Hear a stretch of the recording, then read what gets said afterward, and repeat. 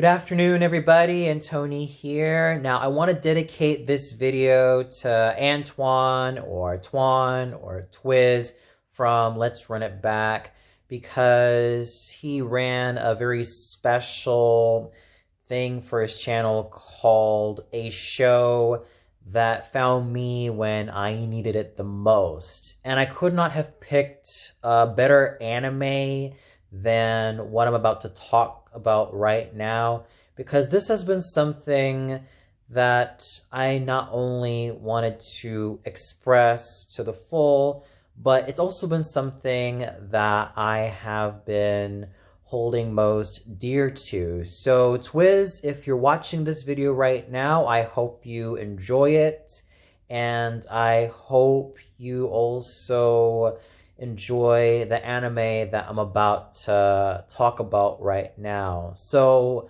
put yourselves in my position as a 12-year-old 6th grader back in 2004. Much like any other 12-year-old, especially when it comes to his growing fascination for media that's not your typical show from Cartoon Network or Nickelodeon or Disney Channel.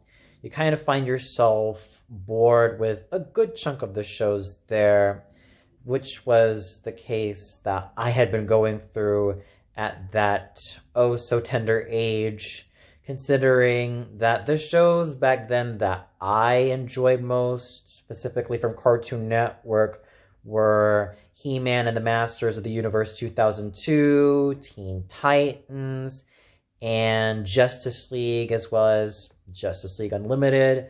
Whereas with Nickelodeon was concerned, I still loved Hey Arnold, Rocko's Modern Life, Ren and Stimpy, Rugrats, and, well, I also did enjoy Kenan and Kel and the slightly later seasons of all of that. And where Disney Channel was concerned, I found myself enjoying the absolute heck out of Legend of Tarzan and Gargoyles. But I'm not going to talk about those shows. I'm going to focus my attention to Animax, which was a network that had meant so much to me as a 12-year-old boy, and one of the shows that I found myself really loving was Detective School Q. Now, I was completely blown away by this particular anime series because it had tension, it had thrills, mystery, and it was just an overall exciting piece of work that managed to stick with me, and it's still something that I hold most dear to as well. One of the first episodes that I've watched from Detective School Q was one of the segments, let alone episodes, revolving around the plague cult, in which there had been a series of murders occurring, especially when it came to a missing college student, a missing journalist, and the prime suspect, let alone the main culprit, happens to be a young, unassuming girl by the name of Miyofuma. Yes, I will also have to warn my viewers that if you've seen this anime before, you will expect me to state some spoilers, especially for those of you who've watched this anime a long time ago, whether you watched it on Animax, whether you grew up in the Philippines, or whether you grew up in Hong Kong, or many other parts of Southeast Asia when Animax was in its prime, or if you caught this particular anime series in locomotion in a lot of the Spanish-speaking South American countries, you will expect some spoilers from me. So you might have to skip some parts where I get a little bit spoilery. But going back to this particular episode, when Q managed to piece together all of the clues that he found out, especially with one of the clues being a sketch of an infinity sign, which was supposed to be the plan of the two neighboring villages and the dam that was dividing those two villages.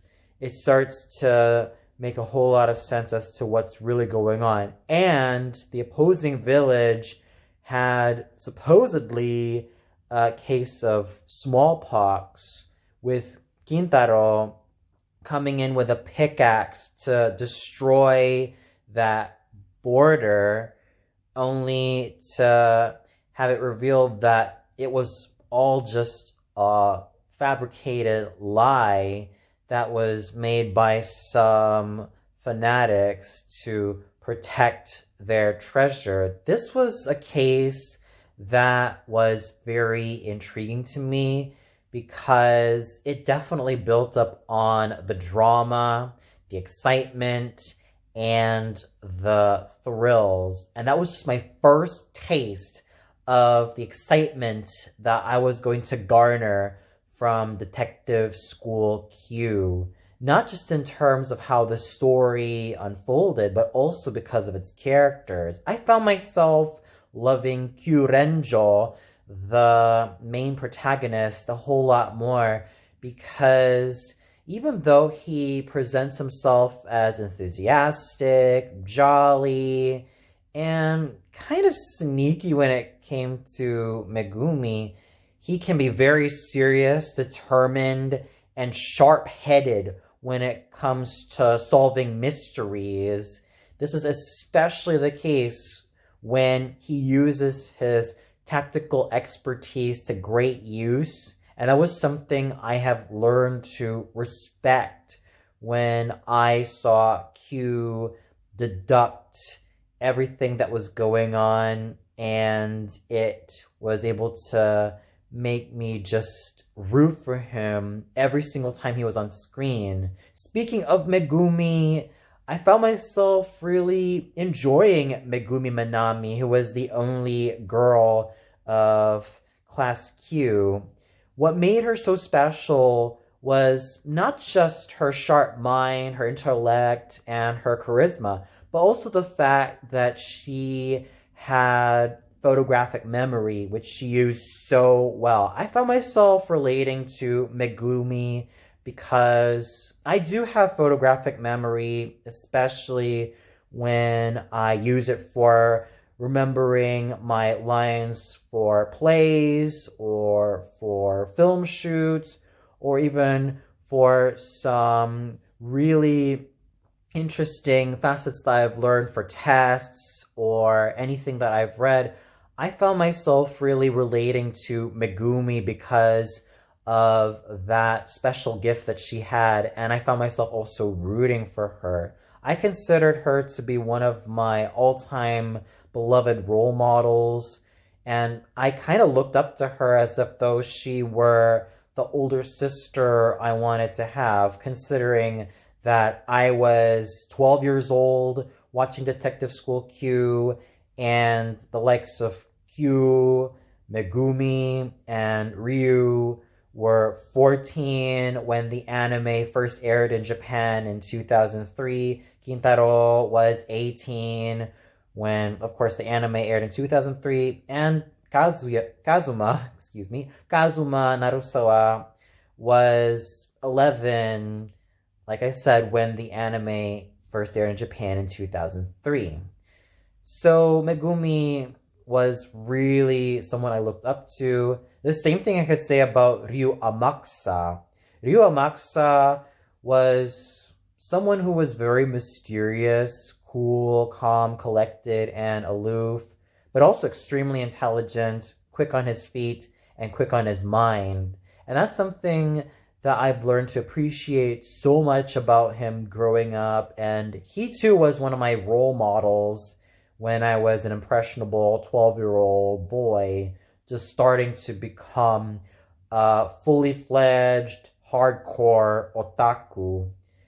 He was definitely that one character I found myself rooting for.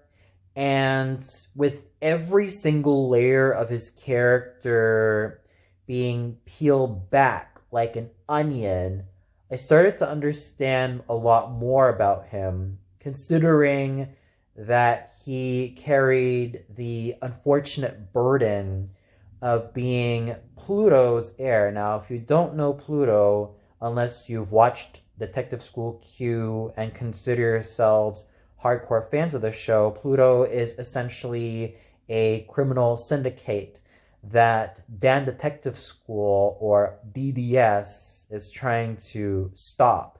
And with Ryu's link to Pluto, I found myself empathizing with him a lot more because of that unfair lot that he has to carry. And I just found myself trying to root for him to get out of that really compromising position. And with his lighter sides becoming a lot more fully realized, I also found myself loving him and cherishing him a whole lot more, as if though he were that older brother figure that I look up to with all my heart, mind, and soul. Speaking of older brother figure, that's where Kintaro Toyama comes into play. He's also the eldest of the group, and I also found myself enjoying him as a character because I too am also the eldest of my family. The way he was able to be both hilarious in terms of his sort of fun-loving macho side, yet be so serious when it comes to stopping any criminal activity, makes him all the more dynamic of a character and all the more of a person I ended up loving, rooting for, encouraging, and just found myself smiling every time he was on screen. And I will admit that as a 12-year-old boy, I kind of had a crush on him. Yeah, I kind of had a major guy crush on him because I thought he looked really hunky when he posed for that second ending theme, especially in that beachwear. He looked really, really hunky. He was absolutely handsome and quite well built, if I say so myself. Yeah, so Kintaro Toyama was kind of one of my man crushes growing up. But in all honesty, he has a big heart. He had a very charismatic way of dealing with situations, and he was just an overall fun dude. Now, Kazuma Narusawa, this was where I also looked up to him.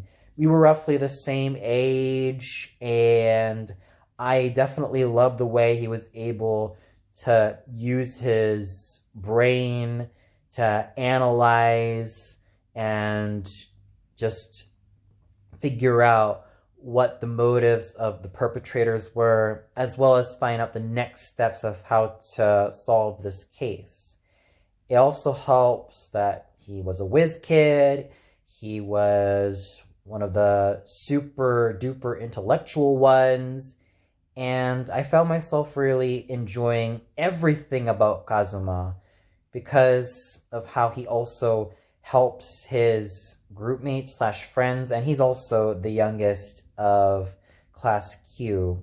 There were also a lot of other colorful characters that I found myself enjoying. Yutaka Saburomaru, my gosh, was that guy funny. I mean, his brand of hamminess, as well as thinking that he is so above Class Q, let alone Q, Megumi, Ryu, Kintaro, and Kazuma, was just totally hilarious, even though he can prove himself to be kind of a ditz, let alone a dork. But still, I love his adorkability. I loved his charm, and he just made the show a lot more fun to witness. Then you have someone like Sakurako Yukihira, who is also very fascinating because she's also the great niece of Morihiko Dan. Very sharp person, very intelligent, intellectual. And also, although there is this sort of rivalry that she has with Megumi, I especially ended up liking that episode when Megumi and Kuniko Toya team together to stop a pervert from causing any more molestation against Kuniko.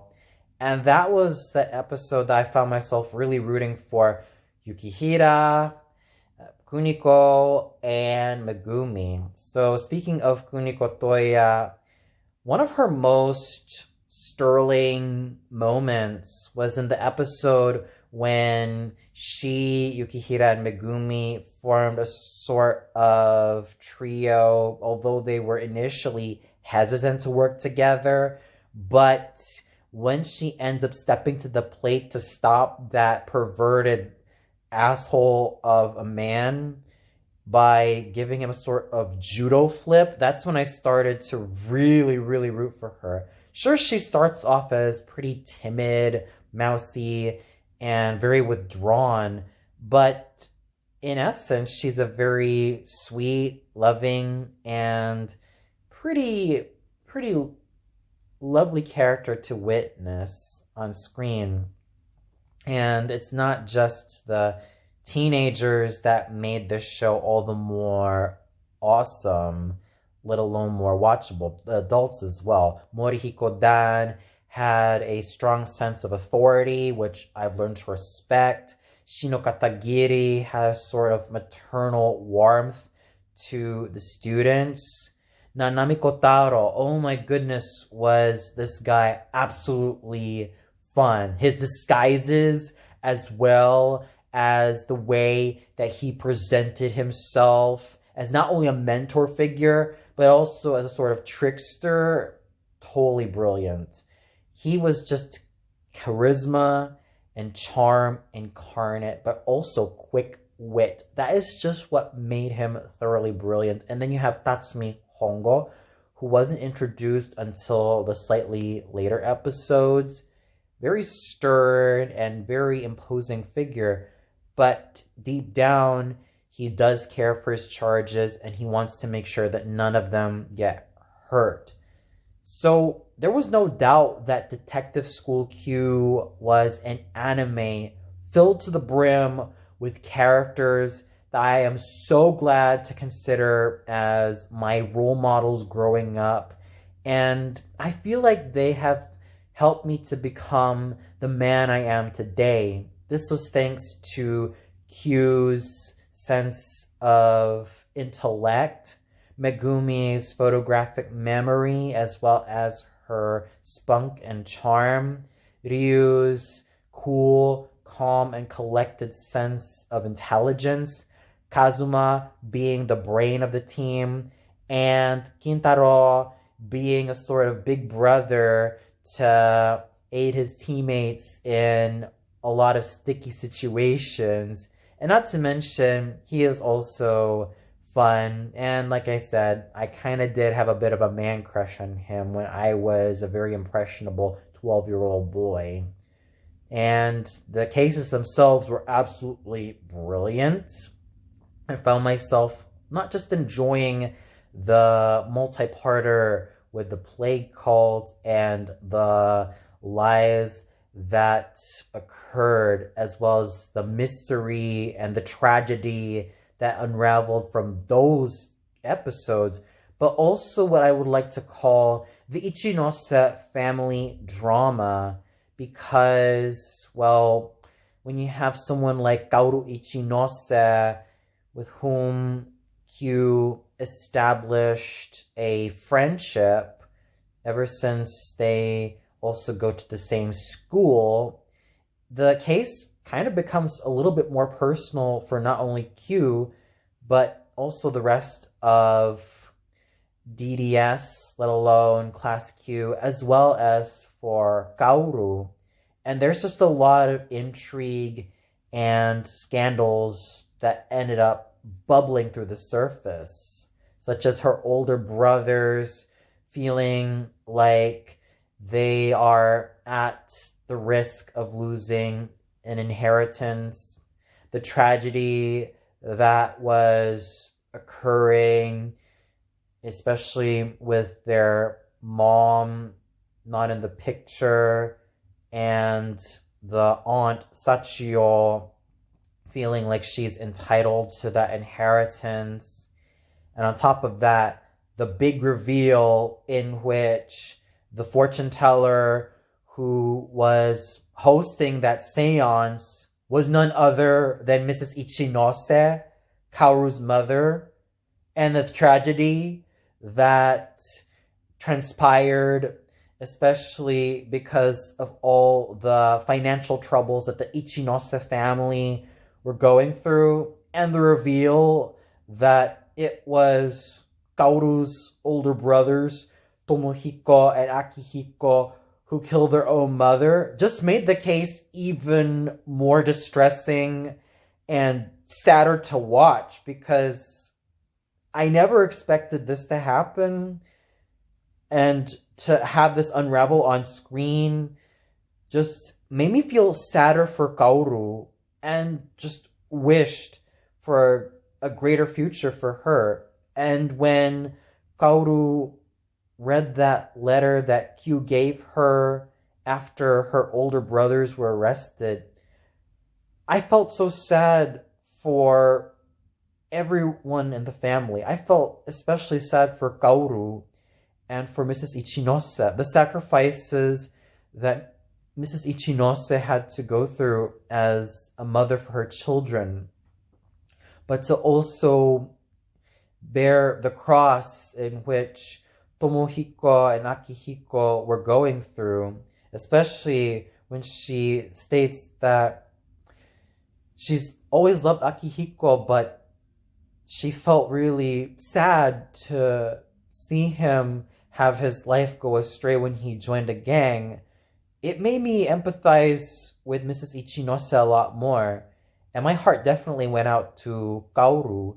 I also kind of wish that she had also joined the rest of Class Q, i.e. with Q, Megumi, Ryu, Kintaro, and Kazuma, because that would have also been cool to see how she would have turned her life around, especially when she's found a sort of new family with this detective, well, these browned up detective students, and then growing into their own. There were also the cases of the Testa Drago, or the sort of violin from hell case that made me thoroughly intrigued in terms of the tension that was bubbling up and all of the thrills that I felt just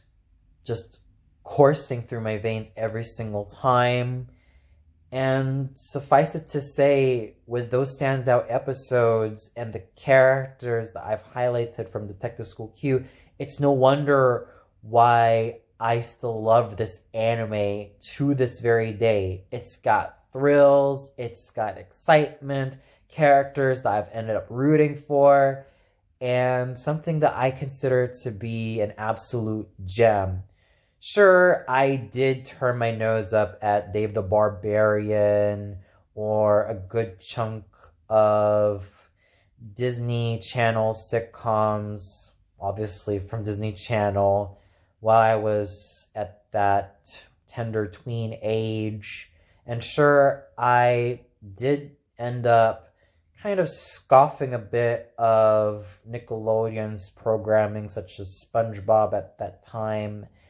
And sure, I did kind of show some distance toward a good chunk of Cartoon Network's programming, but Animax was the absolute gateway for the my love for anime, and Detective School Q perfectly encapsulated everything that I loved so much about the medium. When I was doing research on Detective School Q ever since I was growing up, I found it pretty sad to know that there was no American English dub of this particular anime. I mean, you had something like Gakko no Kaidan or Ghosts at School on Animax be licensed by ADV Films and then turn into ghost stories. But at times I wish that the same fate, let alone a similar fate, had happened for Detective School Q. I've always insisted that if ADV Films had licensed and dubbed Detective School Q, we could have had someone like Hilary Haig voicing Megumi Minami, Ilyich Guardiola voicing Kintaro Toyama, Chris Patton voicing Ryu Amakusa. Could have also had Christine Otten voicing Kazuma Narusawa. And then for Kyurenjo, I probably might think it might be a toss-up between Stephanie Nadolny or Kira Vincent Davies or even Kelly Cousins. And it would have been very interesting to have had Nancy Novotny voicing Sakurako Yukihira, or let's say Sasha Paisinger voicing Kuniko Toya, or even Jessica Boone. Maybe even Jessica Boone or Monica Rial would have been perfect candidates for voicing Kaoru Ichinose.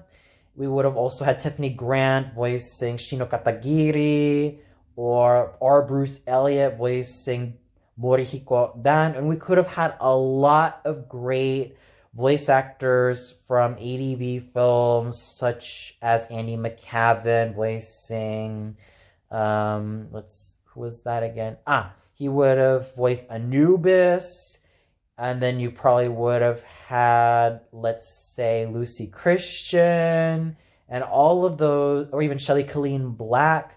Those would have been wonderful people to have also been on Detective School Q. Heck, when I was a tween and then teenager, I've always wanted to voice either Kyurenjo, or when I started to come into my own in my teens, I wanted to voice Ryu Amakusa. That was probably one of my biggest pipe dreams growing up. And I would have wanted to work alongside, let's say, Hilary Haig or Christine Otten or Justin Cook or Ilyich Guardiola and even Lucy Christian. That was pretty much one of my pipe dreams growing up. I even would have wanted to have Detective School Q licensed by either Funimation or ADV Films or Bang Zoom Entertainment. But as it is, I still feel pretty sad that this particular anime did not end up being licensed by those North American companies.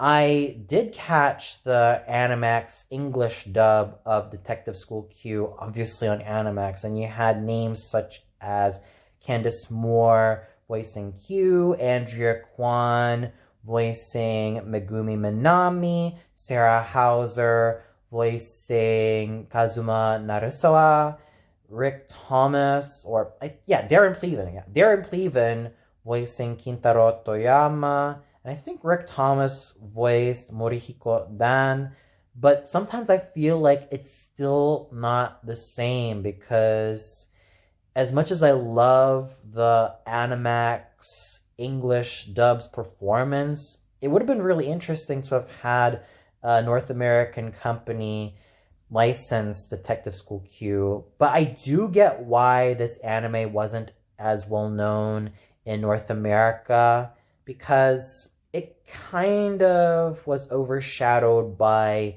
Case Closed or Detective Conan. So Detective School Q was one of the flanker series next to Kindaichi Case Files. So with me rambling on about Detective School Q, I just want to say that this was an anime that I loved with a passion when I was a 12-year-old sixth grader. It was an anime that was filled to the brim with characters I found myself caring for and rooting for. And it was an anime that definitely helped me in its own special way to become the man I am today. It's definitely helped me to appreciate the mystery genre a lot more. And even though I've had colleagues, let alone girl colleagues, who were more into the Disney pop scene, and I've had some guys who were kind of more into a lot of other stuff, even though a good chunk of them were also leaning toward anime. This anime series, Detective School Q, helped me to appreciate anime in such a deeper level, and it's also helped me to appreciate other anime series such as Ghost Stories or Gakko no Kaidan, Kindaichi Case Files, of course, and Detective Conan, and a great deal of shows that aired on Animax during its heyday, which was in 2004. And I still continue to enjoy it with repeated viewings, especially back not only in 2004, but also 2005 and 2006. And the last time I caught Detective School Q, let alone the last time it ever aired on Animax, was 2007, specifically early 2007, somewhere in the spring break, let alone Holy Week break. That was the last time I caught Detective School Q, and I still miss this anime to this very day. It's still such a shame that the Animax English dub of Detective School Q is considered lost media, but you could still catch Detective School Q being aired with English subs on YouTube, or even in the Spanish dub, which I was actually intrigued to know that Detective School Q has quite the following in Latin American countries such as Mexico, Argentina, Honduras, and many other Spanish-speaking countries in South America. It definitely has quite the following there next to Ghost Stories. So, with that said, Detective School Q is an anime I not only recommend, but it's something that I consider to be very precious because of how underrated it is. It's still something I cherish with all my heart, mind, and soul. I continue to find myself rooting for Q, Megumi, Ryu, Kintaro, and Kazuma. And it's just so full of exciting moments, great fun, and characters that I found myself rooting for, and mysteries that made me thoroughly proud to be a hardcore mystery anime fan. And for those of you who caught Detective School Q, whether you caught it on Animax or on Locomotion, whether you lived in Southeast Asia or anywhere in the world, or even when you caught it on a Locomotion in South America, what'd you think of it? Did you feel that Detective School Q was an anime that you really loved? What was your favorite episode on this particular anime series? Was there a character that you particularly loved and looked up to as a role model? Or did you feel like this anime didn't really hold up as you thought it would? Please let me know in the comments below.